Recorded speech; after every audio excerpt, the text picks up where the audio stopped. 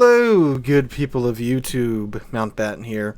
And this isn't a first impressions review of the new Italian destroyer, the FR-25, because that ship is actually quite bad, and I wouldn't recommend you get it. I'd recommend you either get the Techline Italian Tier 7 DD or the Tier 6. They're actually better than this Tier 7 Premium Italian DD, and that video will be coming out later this week.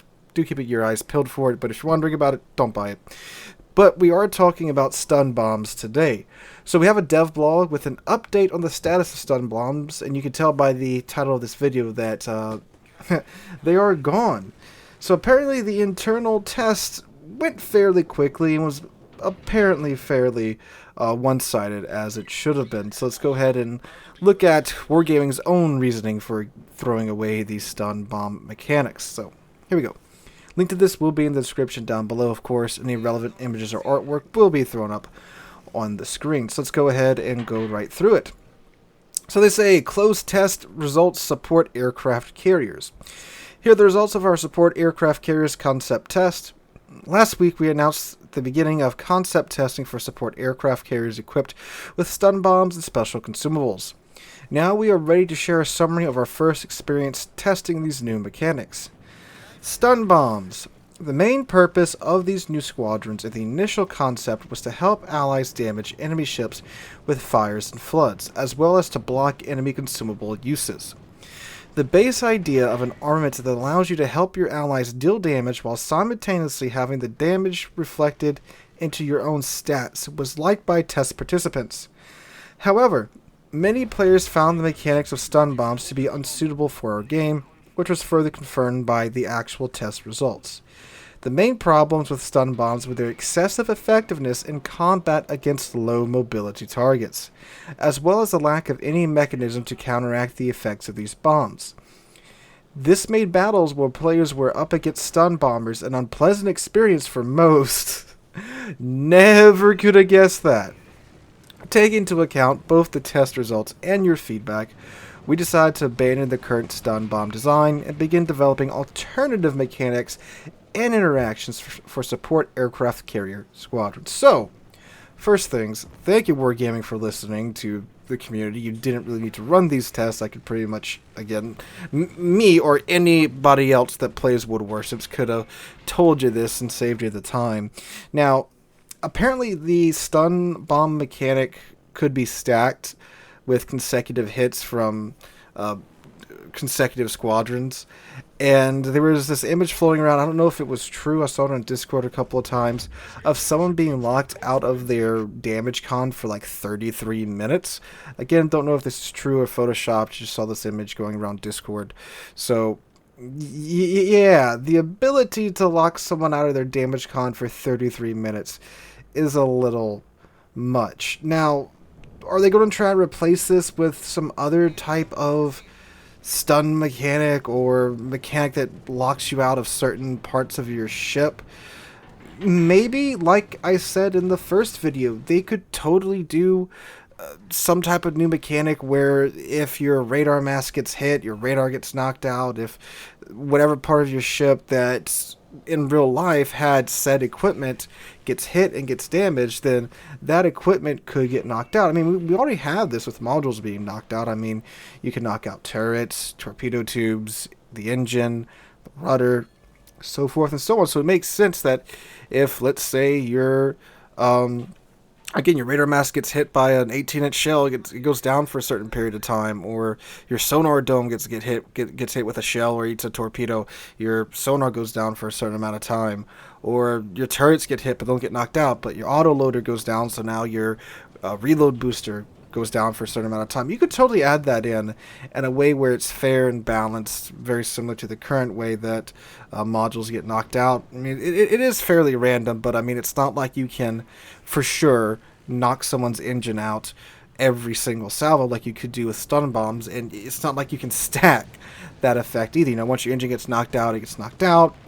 Someone hitting you in the same location twice isn't going to make your engine knocked out for 6 minutes now, or 33 minutes, you know? You could totally do something like that, but I don't think you could assign it to any one class. It would have to be a game mechanic, again. just like modules being knocked down and such. That would make a lot more sense in my mind. And I'm not sure how they would add in another way for support carriers to do damage. Now, again, just from my interpretation of the first dev blog, it seemed like support carriers had two normal squadrons of aircraft. Like, let's say if it was a German support carrier, you would have a squadron of AP bombers and a squadron of torpedo bombers with German torpedoes and German AP bombs, and then you would have a squadron with the support planes, with the stun bombs, the chaff, and the smoke, or the chafe, however you say it. I've heard chafe, I've heard chaff, I've heard chaff, whatever you want to say. The funny little bits of metal that get in the way of the radar and make it not work. Okay, so that's the stun bombs. They're gone. Thank you for listening, Wargaming. This is something to remember, too. You know, these were concept tests. These weren't like 100% going to be in the game next update tests. These were just, they're trying to see how it works. And I'm glad they're being more open with us and letting us see these concepts. And that's good for them. That's good for us. They can see what we like way before they get sunk into it too much with costs, like a certain class of ship in the game that can also submerge itself and people don't really like. It's good that they're being this open with us this soon and they're testing of new mechanics. Alright, so the smoke generator and the chaff. The support consumables received mostly positive feedback as they proved to be effective tactical tools and greatly increased carrier interaction with other ships on the same team.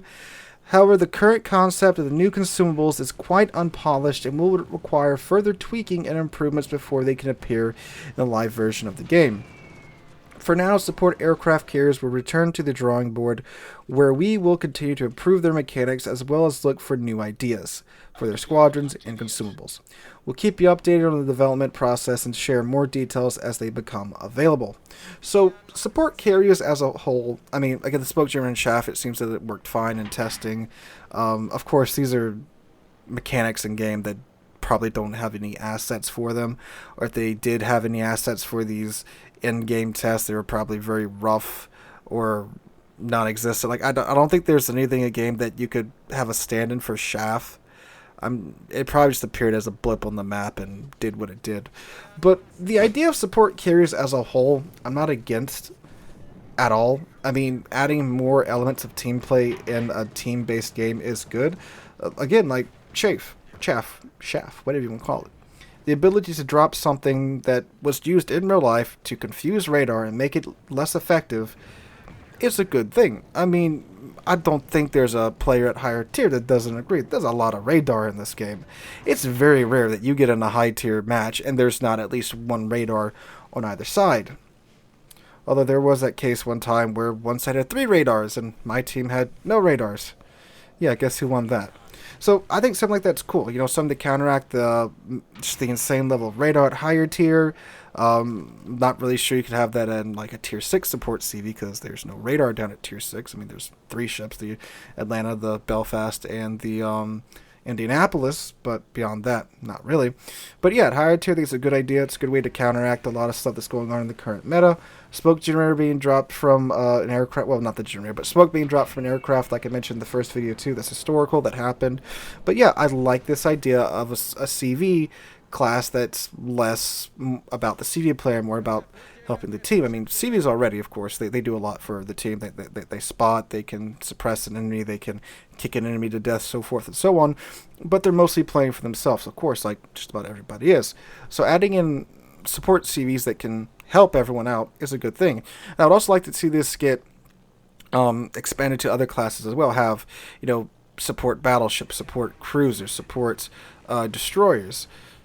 I don't know how it would work, but having a support variant of a class, I think, would be a good thing for this game. Like, and again, it would help to counteract a lot of what we're seeing happening at higher tiers, like all the HE spam. Maybe have a ship or add a consumable or a module that you can fit, that you can help your friendly put out their fire sphere within a certain range.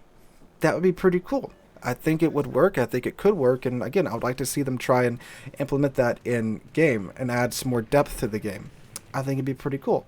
So let me know what you guys think about that down below. Would you like to see more support ships get added, or, well, support ships in general get added into the game, or maybe add in some modules or consumables where we can help out our friends that are next to us, again, like putting out fires, maybe help them repair turrets or something like that. It's an arcade game. You can do a lot with it. There's a lot of leeway there because, again, this is an arcade game more so than a simulator.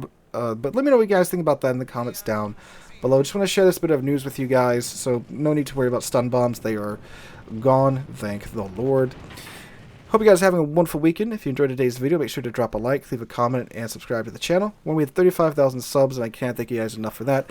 The FR25 review is coming probably Tuesday or Wednesday of next week. I just gotta get a feel for the ship and find out what exactly this is supposed to be. Doesn't seem like Wargaming knew what it was supposed to be either. But anyway, guys, hope you guys have a wonderful weekend. Hope to catch you guys in the next one.